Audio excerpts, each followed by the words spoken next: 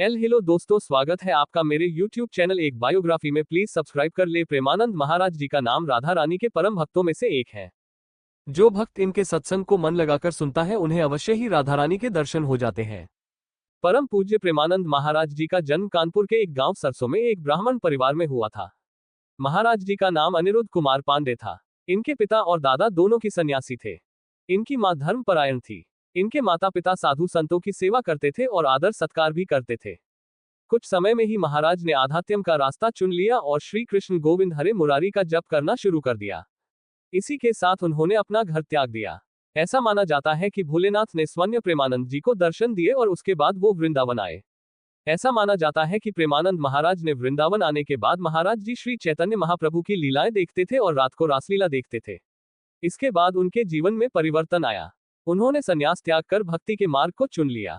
ऐसा माना जाता है कि महाराज जी को राधा वल्लभ मंदिर में स्वयं राधा जी को ही निहारते रहते थे।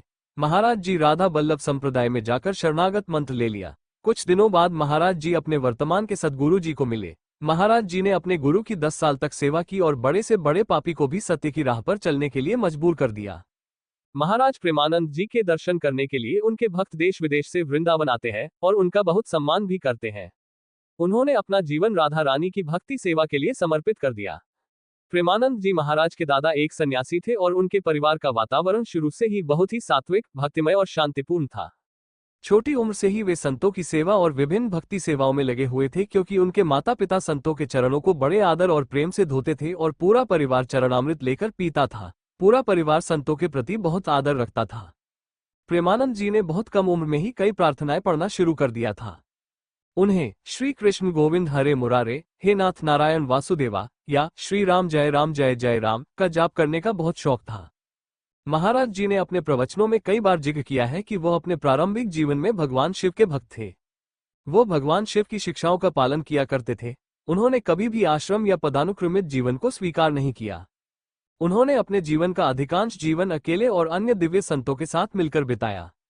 संत के रूप में बाबाजी ने कभी भी मौसम, भोजन, कपड़ों को लेकर किसी तरह की कोई परवाह नहीं की और वो हरिद्वार और वाराणसी के घाटों के आसपास ही रहा करते थे। वो हमेशा गंगा स्नान किया करते थे, फिर चाहे वो कड़कड़ाती हुई ठंड ही क्यों न हो। इसमें कोई संदेह नहीं कि महाराज जी को भगवान शिव का आशीर्वाद प्राप्त था, जो ज्ञान और करुणा की पराकाष्ठा थे। हालांकि महाराज जी ने अपने लक्ष्य को नहीं छोड़ा और बाद में एक संत की प्रेरणा से प्रभावित होकर स्वामी श्री श्रीराम शर्मा द्वारा आयोजित रासलीला में गए। पूरे 1 महीने तक वो रासलीला में मौजूद रहे। महाराज को इस समय तक शायद ही यह एहसास हो कि वृंदावन हमेशा के लिए उनका दिल चुरा लेंगे और वो उनका स्थायी एड्रेस बन जाएगा।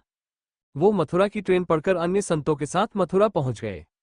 जब महाराज जी वृंदावन पहुंचे तो वे किसी को नहीं जानते थे और श्रीधाम वृंदावन की सुंदर संस्कृति से बिल्कुल अनभिज्ञ थे। महाराज जी इसके बाद रोजाना वृंदावन की परिक्रमा किया करते और श्री बांके बिहारी के दर्शन करते थे। इस दौरान उनकी मुलाकात कई संतों से हुई। वहीं एक दिन एक महान संतन से उन्हें सलाह दी कि उन्हें राधा वल्लभ मंदिर में जाना चाहिए। पूज्य श्री हित मोहित मराल गोस्वामी जी से प्रेमानंद जी ने दीक्षा के लिए संपर्क किया। इसके बाद महाराज जी अपने वर्तमान सद्गुरु देव पूज्य श्री हित गौरांगी शरण जी महाराज, जो सहचरी भाव के सबसे प्रसिद्ध और सम्मानित संतों में से एक थे, से मिले। प्रेमानंद जी महाराज ने 10 वर्षों से भी अधिक समय तक अपने गुरु सद्गुरु देव की सेवा की। अपने गुरुदेव और श्री वृंदावन धाम के दिव्य आशीर्वाद से वे शीघ्र ही पुनर्तः सहचरी भाव में खो गए और श्री राधा के चरण कमलों में उनकी अटूट भक्ति विकसित हो गई और वह श्री राधा रानी की दिव्य शक्ति के अंश बन गए। आज प्रेमानंद जी महाराज के प्रवचन सुनकर लाखों लोगों का जीवन बदल रहा है। प्रेमानंद जी महाराज के प्रवचनों को सुनकर आज के युवा भक्ति मार्ग पर चलना सीख रहे हैं।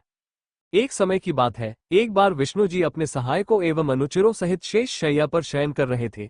तब ब्रह्मवेताओं में श्रेष्ठ ब्रह्मा जी स्वयं ही वहां जा पहुंचे और विष्णु जी को पुत्र कहकर पुकारा और कहने लगे, हे पुत्र उठ, मुझे देख, मैं तुम्हारा ईश्वर और परमपिता परमात्मा हूँ, मेरी आराधना करो। ब्रह्मा जी की बात सुनकर विष्णु जी को क्रोध आया, लेकिन वे उसे दबाकर बोले, आपका कल्याण हो, लेकिन एक बात बताओ, आपका मुख टेढ़ा क्यों हो गया है? विष्णु जी ने ब्रह्मा के चौथे सिर को देखकर कहा। इस पर ब्रह्मा जी ने कहा, समय के फेर से तुम्हें अभिमान हो गया है। हे पुत्र, मैं तुम्हारा संरक्षक ही नहीं हूँ, किंतु समस्त जगत का पितामह हूँ।